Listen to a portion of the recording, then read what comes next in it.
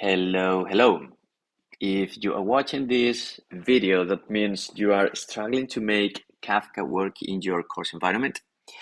And yep, there seems to be an issue with the Kafka service in some of the images. So in particular, I've realized that there is an issue with the course environment for VirtualBox. So that means the image for Intel-based processor computers. So it doesn't matter if it is Windows, Mac, or Linux. The point is, if you try to make it work as you have it here, you will get actually you will not get any error, but there will be an error in the background. And so if you start using it, you will realize that there are some errors. And the point is Kafka is not up and running. So you run this command.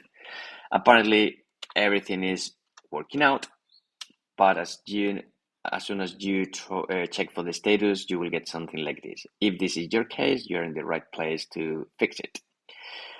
Cool. To leave this screen, you need to press key Q of quit, and you need to use the commands. Let me use my cheat sheet.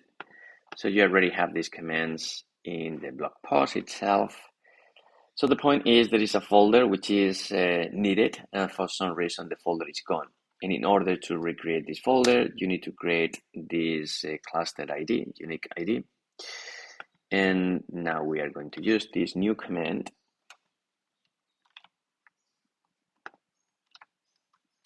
to create the folder itself. So the password is going to be the user password, OSBDET $123.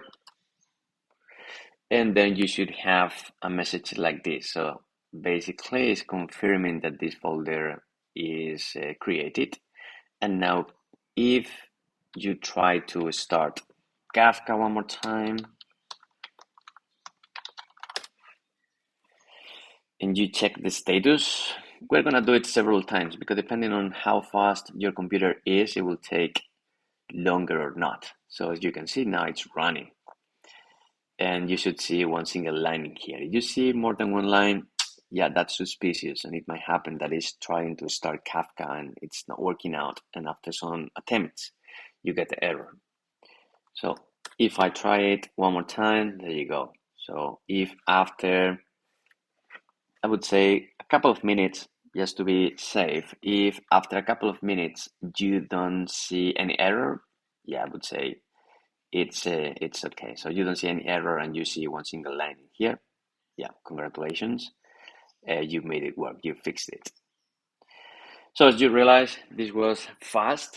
I'm sorry about the issue itself. So these are the things that happen from time to time. But fortunately, yeah, we managed to find a quick fix. And by running these two commands, you will sort it out. Cool. So I hope this is handy. And yeah, if there is any other error, let me know. And yeah, we'll find out a solution for you. Thank you for watching and see you soon.